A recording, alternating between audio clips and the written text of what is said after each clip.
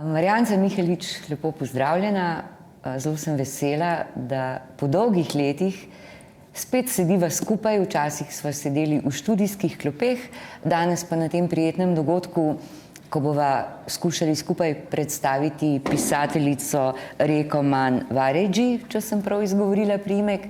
Mehkiđa si me učila, ne, ampak ja, trudim se. Magnetni hrib, ki je pravzaprav zelo kmalu po izidu v izvirniku izšla tudi v slovenskem jeziku, za kar gre zasluga tebi kot prevajalki in mladinski knjigi, ki je delo izdala. Izšlo je leta 2020. Leto prej pa si je knjiga prislužila tudi Evropsko literarno nagrado, in sicer zaradi tega, ker močno vpliva ali je vplivala in pripoveduje tudi o gibanju MeToo. Zdaj, medve sva se pogovarjali, da to nikakor ni edina tematika tega romana, ne? Ampak je zelo večplasten, opisuje mnoge družbene plasti, od elitnih akademskih krogov do obrobnih. Zato ga ne moremo odpraviti samo s tem, da pač s tem prispevkom gibanju MeToo. To, da so na Madžarskem poimenovali ta roman nekateri tudi za delo, madžarsko delo, prispevek k temu globalnemu ali pa svetovnemu gibanju MeToo, seveda drži. Hkrati je pa to samo ena od, kako bi rekla, metatekstov ali pa ena od plasti tega romana, ki je res večplasten. Recimo, brala sem intervjuje, kjer so ji postavljali ta novinarska vprašanja ravno v zvezi z gibanjem MeToo, in je tudi avtorica sama rekla, da seveda, ker je tudi sama se precej ukvarjala s feministično kritiko in s feminizmom, je poročena gospa in mati 2 otrok, ne? Ampak vendarle so jo ti pojavi in gibanja vedno zanimali, se je s tem ukvarjala in bil je tudi čas, ko je recimo konec 80-ih let, kot je ona rekla, tudi to gibanje nekako prišlo na Madžarsko. Na vprašanje, ali je bila kdaj tam, je odgovorila, da ne pozna te gospe osebno, ampak bilo je, se pravi, neko gibanje, neko družbeno premikanje v tej smeri, ne. Kot rečeno, je to verjetno samo, ne samo neverjetno, ampak zagotovo samo ena od zgodb zelo heterogene madžarske družbe na prepišnem prostoru karpatskega bazena, kjer so se prav tako premikali in strujala razna gibanja, torej in v zgodovini in danes, ampak mogoče še potem malo več o tem, odvisno od vprašanja. Vseh plasti danes ne bova mogli razgrniti, ker jih je preveč, pa tudi ne bi bilo pošteno do bralk in bralcev, da jim preveč razkrijeva v tem pogovoru. Pravzaprav je moj najin motiv danes, da jih privabiva k branju tega zares imenitnega romana, ki ne samo, da obsega, tako kot sva dejali, več različnih plasti, ampak tudi zelo dobro predstavi sloje nekatere madžarske družbe, v katerih se lahko prepoznamo vsi, zato ker te akademske sfere, pa intelektualne sfere, pa recimo buržoazija v zatonu so nekako povsod, po vseh velikih mestih evropskih, in se soočajo s podobnimi težavami, podobnimi stiskami, premisleki, ki jih lahko razbiramo tudi iz življenjskih zgodb 3 protagonistov, ne? In ko si omenila feminizem, je ena od teh 3 protagonistov, ne, 2 protagonistki in 1 moški, če lahko tako rečem, ne, je pravzaprav deklarirana ali malo manj deklarirana feministka, ali pa jo drugi imajo za tako, ne? Ja.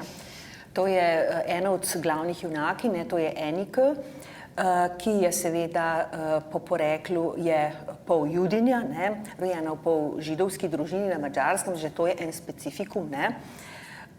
ki seveda iz ugledne, premožne družine, njena mati oziroma babica je že v času socializma veliko zaslužila z lahkimi romani. Njen oče je profesor filozofije v Berlinu, se pravi skratka iz družine, ki je navajena potovati po svetu, ki ima premoženje, ki je akademsko izobražena, se pravi, to je ta privilegirani sloj, o katerem eden od teh slojev, družbenih slojev, o katerem pripoveduje roman in ga zelo dobro, se pravi, tudi upodobi in skozi njihove osebne zgodbe, njihove žure, akademske žure, akademske razprave, ko se dobro imajo, v dobri družbi z dobro hrano in dobro pijačo razpravljajo o družbenih problemih. O družbenih problemih seveda s polnimi želodci, malo drugače kot nekdo drug iz kakšnega drugega sloja, ki ga prav tako lahko spoznamo v romanu. Hkrati pa je to pomembno, torej avtorica res mislim, da pripoveduje z različnih zornih kotov, različno in mnogoplastno osvetljuje vse te like in pogovore njihove. Pomembno je to, da so to tako rekoč opinion makeri. To so vplivni ljudje na inštitutih, na univerzah. In to, kar oni rečejo in zapišejo, seveda nekaj velja. Se pravi, to je ta krog. Se pravi, ta Eniko, kot smo rekli, je povezana zdaj s tem Me Too gibanjem, ampak seveda spet na mnogoplasten in zelo zanimiv način. Po eni strani je privilegirana, po drugi strani ima tudi ona, torej spoznamo njene zgodbe z moškimi razmerja, kjer je tudi bila deležna nekih teh refleksov konzervativne, dominantno moške družbe, ki vlada na Madžarskem precej, tudi kot v marsikaterih obrobnih državah okrog, da ne rečem, ne poznam tako dobro, kako še kje drugje, ampak zagotovo ni to nek osamljen primer.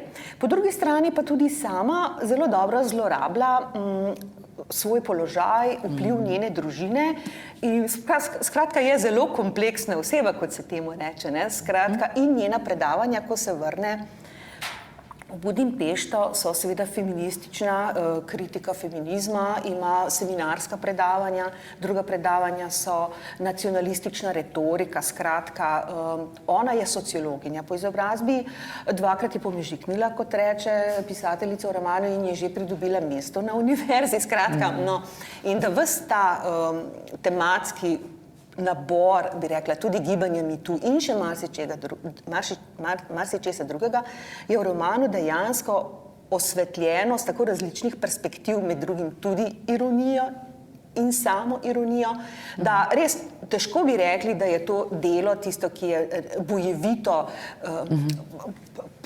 kot bojevit praporščak v smislu tega gibanja Me Too. Mislim, da je res tako nekako z distanco in razsvetljeno, seveda pa odpirajoč problem položaja ženske v madžarski družbi, pa roman pač govori o madžarski družbi in je roman, kot se temu reče. In veliko tega, recimo pisateljica tudi reče na mestu, pravi, veliko se ukvarja tudi z ženskim pisanjem. V tem romanu je toliko tem, ki jih odpre, to je tako gosto tkivo, med drugim seveda odpira tudi vprašanje ženskega pisanja. To vsaj tri ženske osebe v romanu se ukvarjajo s pisanjem. To je študentka Reka, Enika, pa še potem ta njena babica, kot sem rekla, pa ta njena sorodnica Žoka, recimo, tudi je končno pri 40 ali koliko letih napisala svoj prvi roman, ga trudoma rodila, kot se reče temu. Skratka, žensko pisanje v zvezi s feminizmom, kaj je žensko pisanje, in potem pravi, da je kako, recimo eden od odtenkov je ta, da ko s tem vprašanjem se ukvarja Reka, v prvi osebi, v tretji osebi, ali naj bo protagonist moški ali ženska, da če je protagonistka ženska, je že to takoj težava, ker če pripoveduje o svoji notranjosti, o svoji psihi, je takšno žensko pisanje takoj obtoženo kot žensko, se pravi, itak ne zna, nima pojma o strukturi, o ne vem či, pač piše tisto, izliva, svojo dušo, svoje srce, svoje solze, medtem pa, če moški piše, prav tako, recimo, če bo napisal nekaj o svojem notranjem svetu, ne, to bo pa veliko priznanje, saj moški vendar tako redko pišejo o tem, se pravi, že tu je ta ločnica, ne, tukaj pa je to pohvaljeno, kot češ nek osebno je, iskreno je in drugače kot ni mačistično, recimo tako naprej. Skratka, ni da ni v tem romanu.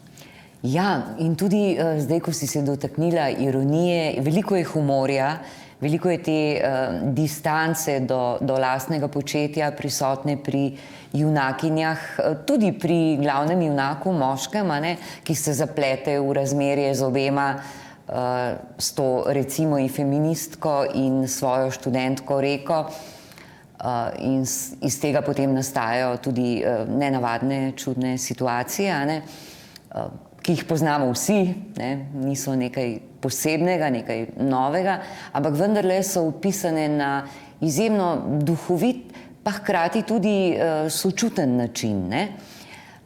Tako da se mi zdi, prej si omenila, da je gostota tkiva tega romana zelo, zelo močna, gosta, gostota, še poudarim, in verjetno, in tudi tvoj prevod je izjemno tekoč, zelo berljiv, zelo, verjetno pa ni bilo tako lahko prevesti tega romana in ohranjati vse te plasti in valovanje med njimi. Ja, to je bilo res zanimivo pri tem romanu, to smo se že z urednico potem pogovarjali, da na prvi pogled se ne zdi, da bi bilo to težko prevajanje, ampak potem pa včasih se zdijo strukture težke, pa prevajanje steče, včasih pa tega ni videti in v slovenščini ni dobro. Tako da so mi pomagali tudi pri kakšnih zadevah. To je bilo res zanimivo. Tako, tu se vidi, da vsak avtor res piše po svoje in mogoče tudi vsak avtor, nekateri avtorji lažje, nekateri pa težje pišejo, mogoče nekateri vejo, kaj želijo povedati, pa jim besede ne stečejo zlahka. To so zelo zanimive stvari. Mogoče imajo vse napisano v glavi. V resnici sem se spotikala ob te besede, kot sem rekla, včasih in mi ni bilo všeč in ni bilo dobro, pa ni videti na prvi pogled.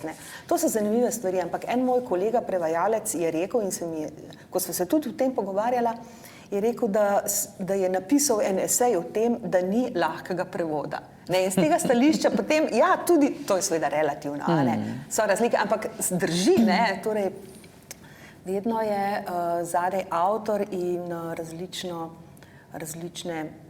različno mišljenje, različna uporaba jezika, različno tekoče in tako naprej. Tako da Prej smo se dotaknili tistega dela, ki opisuje to visoko družbo, privilegiran sloj, ampak seveda to ni edini sloj, edina družbena skupina, ki v romanu nastopa.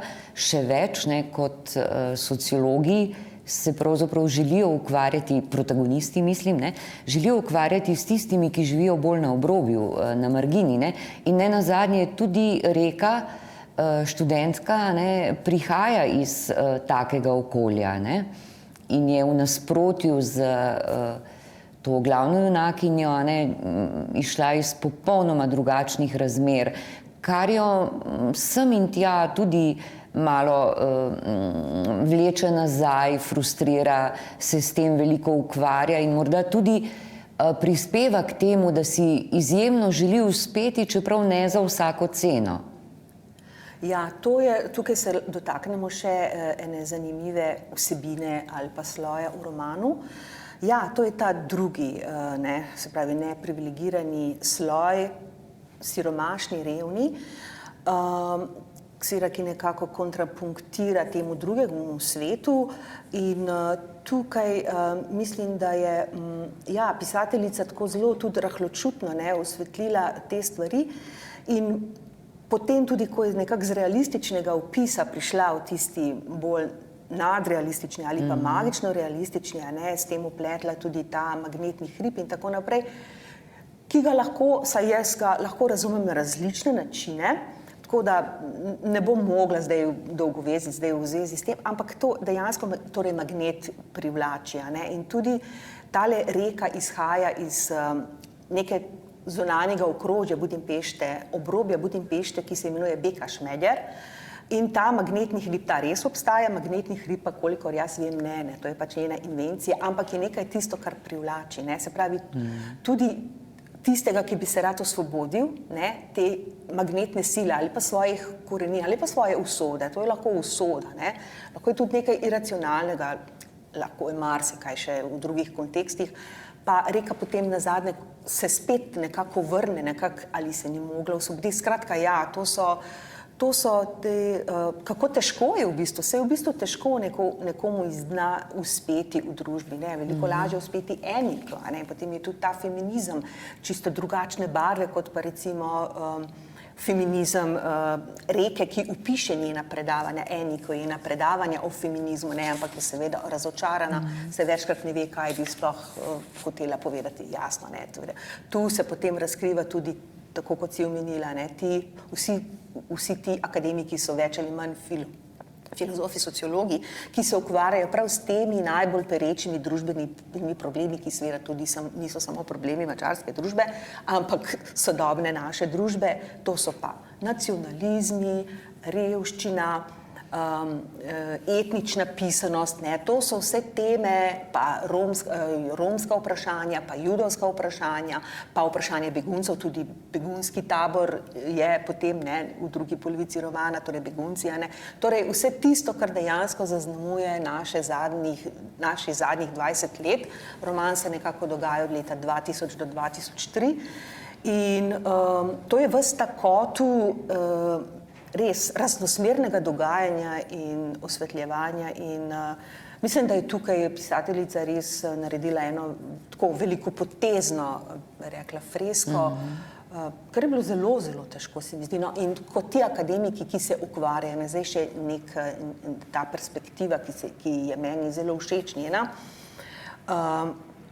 ukvarjajo se seveda v teh svojih akademskih krogih, kot bi nastopali v slono-koščenem stolpu družboslovne znanosti, izgubljajo pa stik, saj poznamo te fenomene, ne, izgubljajo pa stik z terenom, kot reče, ne, in Enika, ko se vrača na letalu iz New Yorka, razmišlja o tem nekako, da zdaj bo pa res napisala neko svoje veliko delo in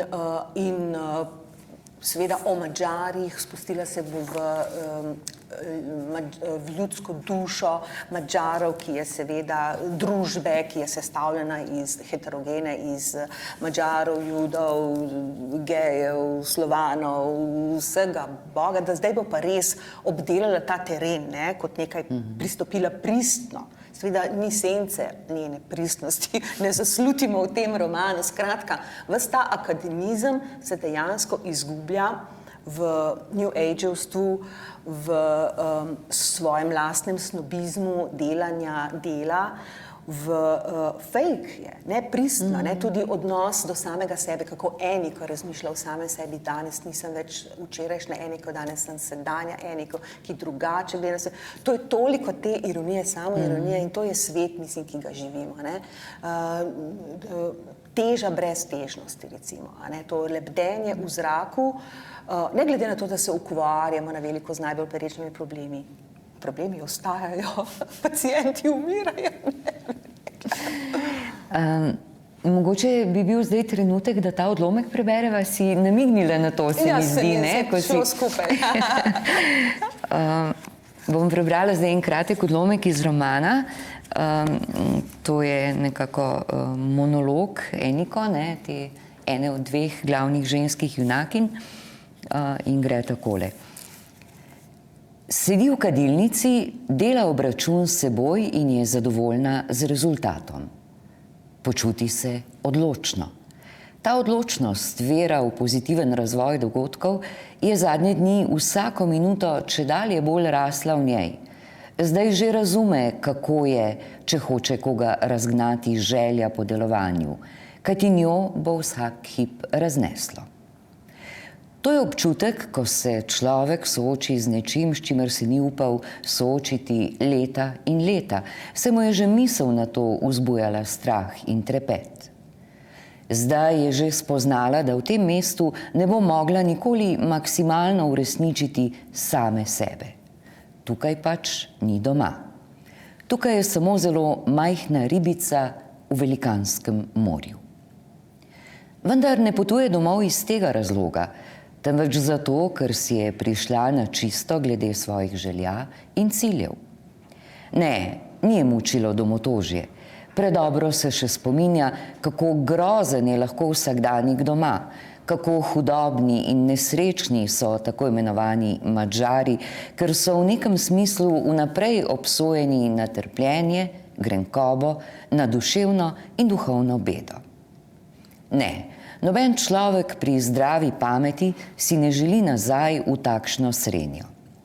Ne želi si gledati nesreče, srda, jeze na obrazih bližnjih, da kaluž znanstvenih logov, njihovih ničvrednih iger in več desetletij zaostanka sploh ne omenja, kot tudi ne svoje družine, katere člani so, kot člani veliko drugih družin, pogosto nesrečni, med drugim tudi zato, ker so se rodili ravno v tej ali tej družini. Ne more biti samo domotožje tisto, kar žene človeka domov, ampak tisto nekaj, kar nekateri imenujejo usoda, ona pa bi v tem trenutku imenovala poslanstvo. Bistvo je torej delo in nadalje rezultat tega dela knjiga. Eniko že lep čas človeštvu dolguje knjigo. Vsekakor bi lahko v knjižni obliki izdala tudi svojo disertacijo, vendar ni ponosna nanjo. Če pomisli na njen naslov, sociologija, kot kriza stroge znanosti v luči anglosaških kulturoloških teorij, ji gre na smeh. Kako velike so bile njene sanje, pa vendar je skoraj osivela, preden jo je napisala, zdaj pa je mnenja, da besedilo poka od puhlic, nabreka od bombastičnih posplošitev in plitkih trditev, predstavitev obravnavanih avtorjev in teorij pa krvavi iz tisočerih ran. Oponenta ji morda samo zato nista oporekala pri ničemer, ker nista bila na tekočem z obravnavano temo. In tudi odbor se je med hrustljanjem pogače po zagovoru naloge izkazal za kar se da nepoučenega. Od takrat Eniko svoje disertacije ni prebirala na novo.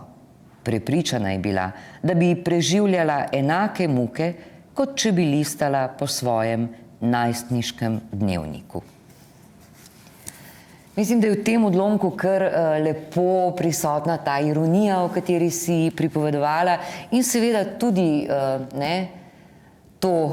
ta težavnost ženskega pisanja, bodi si, da gre za teorijo, bodi si, da gre za literaturo. Ja. Mogoče se dotakneva še moškega protagonista, Tomas Bogdan, to je ta profesor, ki se najprej zaplete z Eniko in potem ona dva pač to razmerje končata. Ne bomo povedali, kako in zakaj, to naj ostane skrito, potem pa se zaplete tudi s študentko Reko. Ampak on ni mačist, daleč od tega. V bistvu je precej negotov, nesrečen moški s podletelim zakonom, izredno ljubezniv do svoje najstniške hčere. Skratka, ni tipičen predstavnik moških, ki jih feministke kritizirajo. Ja, mislim, da je spet lik, ki je zelo večplasten. Jaz mislim, da je tudi to in še veliko drugega. Je tudi precej skrben oče, rad ima svojo hčerko, svojo ženo se lepo pogovarja, pa kljub vsemu je v tej družini on uveljavil svoje načrte, svoje želje. Ampak potem ga je očitno, in seveda je tudi iz neugledne, ni točno povedano iz kakšne, ampak zagotovo ne iz privilegirane družbe, ki si je priboril ta svoj položaj in mesto na univerzi, in to se mu čuti. Vedno je malo zakompleksan v družbi velikih teh akademikov in tako naprej. Skratka, tu je negotov. Pa po svoje ravno tako alfa samec, ker potem nenadoma ugotovi, da je všeč, ko postane sam, po ločitvi, se loči. Študentke pa seveda ga nekako napeljajo, zagotovo so one krive, da ugotovi, da jim je všeč, nasprotno mečejo se v njegovo naročje in tako naprej in potem on izpolni svojo vlogo. To je na zelo ironija, ampak ja, je kompleksen lik, hkrati deluje po teh refleksih neke patriarhalne družbe, v katerem... In fantazem, moških v srednjih letih. Skratka, je kompleksen človek, zagotovo pa ni, skratka, ne moreš ga etiketirati ravno, v tem smislu. Se popolnoma strinjam. Tako da, ti liki so večplastni in vsi razkrivajo te raznosmerne silnice, ko bi rekla, odnosov v neki družbi, v družini in tako naprej. Tako da tu poleg odnosa moški-ženska, zagotovo pa recimo ko se zapleta se s študentkami, to so tudi in je njihov profesor. Tukaj se kljub vsemu postavljajo moralne vprašanja in tudi vprašanja zlorabe, konec koncev, glede na hierarhijo moči in tako naprej, vpliva in tako naprej. Tako da Reka kljub vsemu tukaj izpade, je prej žrtev kot ne bi rekla, ampak tudi ta prvoosebna pripovedovalka v romanu tudi samo sebe nekako daje pod drobnogled te samoironije in kot pisateljice in kot ženske, ki je prav tako zakompleksana in ki prav tako se želi uveljaviti v družbi in se zato včasih tako obnaša, da bi bila obnaša tako, da je ti akademiki ne bi prepoznali kot proletarke in tako naprej. Skratka, to je raznoterast vseh odnosov, tako kot je, se mi zdi, večinoma, verjetno. Ja, ona zavestno vstopa v to igro in mogoče včasih tudi kanček manipulira in preračuna, kaj bi bilo zanjo bolje, ampak vseeno na nek tak, vsaj meni se je zdelo, simpatičen način. Se pravi, ne škodljiv, ne na način, da bi kogarkoli s tem prizadela.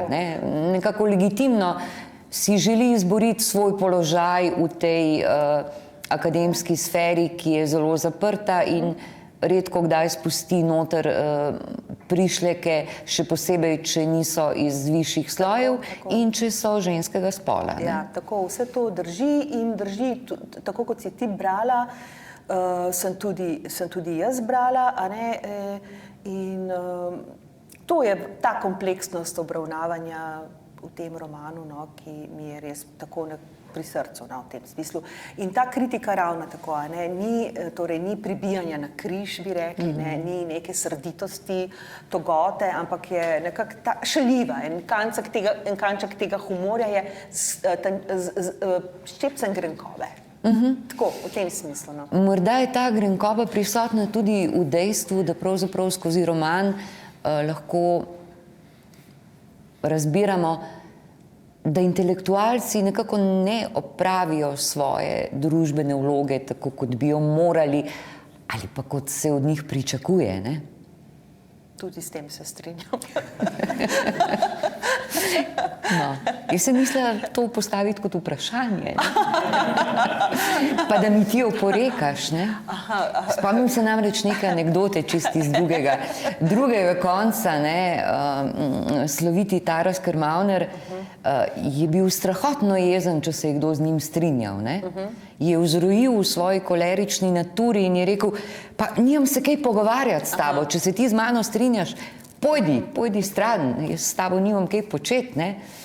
To je lahko tudi notorično. Jaz nisem kolerična. Da se z ničimer ne strinjajo. To je potem z drugega brega. To sem hotela še, mogoče, če lahko še kaj rečeva o tem, da so tudi manjšine, manjšine na Madžarskem in manjšine nasploh kar zastopane tudi v tem romanu, lahko skratka opozori nas na to. In zdaj bom ponovila spet, da je v resnici tako večplastno delo, da morda ga lahko človek celo večkrat prebere. Ja, seveda, recimo tudi sama pisateljica je doma iz Romunije, se pravi iz tistega dela Romunije, kjer živijo Madžari in zagotovo je sama delila to usodo položaja narodnostne skupnosti v drugi državi in je zagotovo bolj občutljiva, tudi če pride v državo, kjer je večinsko prebivalstvo pač madžarsko, je zagotovo občutljiva za vse to. In kot smo prej omenili, torej sociologi se veliko ukvarjajo s problematiko tudi poleg gejevstva in ne vem česa še, romsko tudi, spola, vprašanja spola in Romov, tudi z narodnostnimi skupnostmi. In že tako, kot je ta problematika povsod, skratka nikjer, mislim, da ni ali pa ne bom rekla nikjer, ampak večinoma manjšine se ne krepijo, bi rekla po svoji številčnosti, ampak kvečjemu ugašajo ali pa ne ugašajo, ampak se zmanjšuje število pač v tem trendu, prevladujočem trendu v neki državi. Je to pereča problematika, hkrati seveda pa, če si prej omenila, delo intelektualcev ni bilo opravljeno, ali bi se dalo te procese ustaviti z res bolj pristnim pristopom do te problematike, če smo govorili, da je znanost zaprta v slonokoščeni stolp. Na to jaz težko odgovarjam. To so v resnici,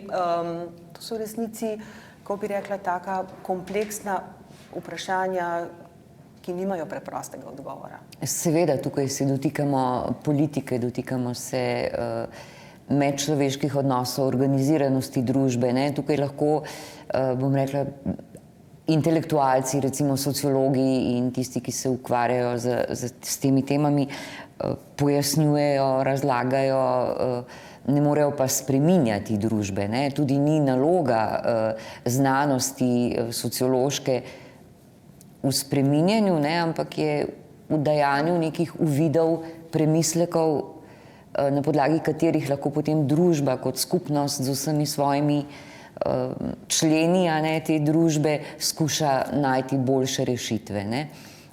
Se mi zdi, da tudi pisateljica ne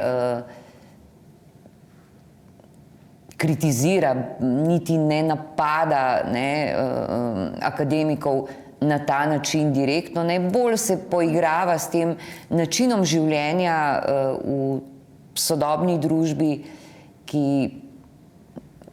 je pač precej odtujen od realnih problemov in vsak nekako v svojem, sem hotela reči mehurčko, ampak ta beseda mi je v zadnjih 2 letih ni postala nepriljubljena, čeprav sem imela strašno rada od Župančičevih mehurčkov naprej, pač v svojem krogu, to, kar si prej omenila, te večerje z dobro hrano, zabave, glasba, in potem pač ta svet ostaja vedno tam nekje zunaj.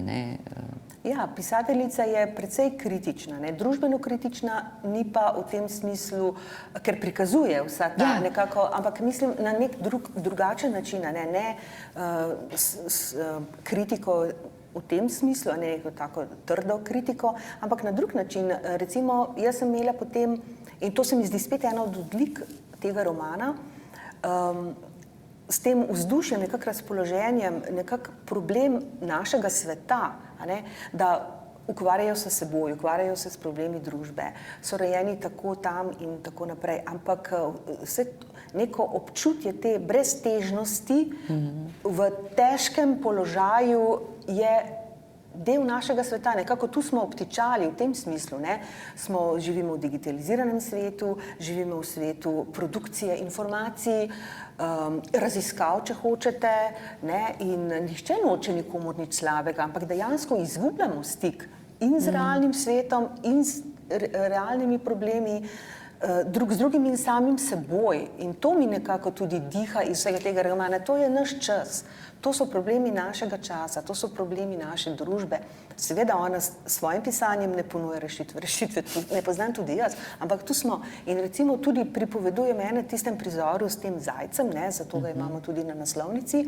To je eden najbolj takih krutih in ganljivih prizorov v knjigi, ki govori tudi, pa vam ne bom zdaj pripovedala na drobne zgodbe, nima smisla, to je nekako tudi središče tega magično-realističnega pristopa, perspektive v romanu, ampak prav ta pripoveduje najbolj o tej tudi neobčutljivosti, v kateri živimo, ki je del tega našega odnosa, neobčutljivosti, tega breztežnega stanja, ko v bistvu lebdimo, svet okrog nas pa nori v vojni.